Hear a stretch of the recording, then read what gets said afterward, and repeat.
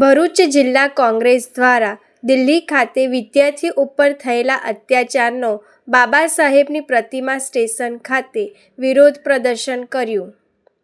દિલ્હીના જંતર મંતર પર વિદ્યાર્થીઓ ઉપર પોલીસની બબરતા તેમજ નીટ અને CBSE પરીક્ષાઓમાં ગેરરીતિઓને લઈ મૌન પાડી વિદ્યાર્થીઓએ ન્યાયની માંગણી જિલ્લા કોંગ્રેસના કાર્યકરોએ રેલવે સ્ટેશન ખાતે બાબા સાહેબની પ્રતિમા સામે એકત્ર થઈ કરી હતી। ધર્મેન્દ્ર પ્રધાનનું રાજીનામું આ દેશના યુવાધન, આ દેશની લોકશાહીની જીત છે।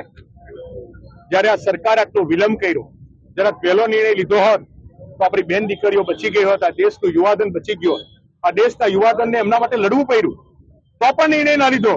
રાહુલ ગાંધીજીએ, અમારા નેતાએ સંસદમાં ચર્ચા માટે કીધું તો ચર્ચા ના કરી, ત્યારે પ્રાઇમ મિનિસ્ટરના દ્વાર પર એમને રોડ પર બેસવું પડ્યું સાંસદોએ।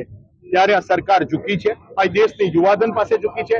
જ્યારે જનતા અને યુવાનો એક થાય છે ત્યારે અહંકારી સરકારને ઝૂકવું પડે છે। એનો તાજો દાખલો છે આજે લોકશાહીની જીત થઈ છે, યુવા શક્તિની જીત થઈ છે, રાહુલ ગાંધીની માંગણીની જીત થઈ છે, કોંગ્રેસ પાર્ટીની માંગણી જીત થઈ છે। જ્યારે આ પ્રજાને દેશની જરૂર પડશે, કોંગ્રેસ હંમેશા રોડ પર એની સાથે રહેશે।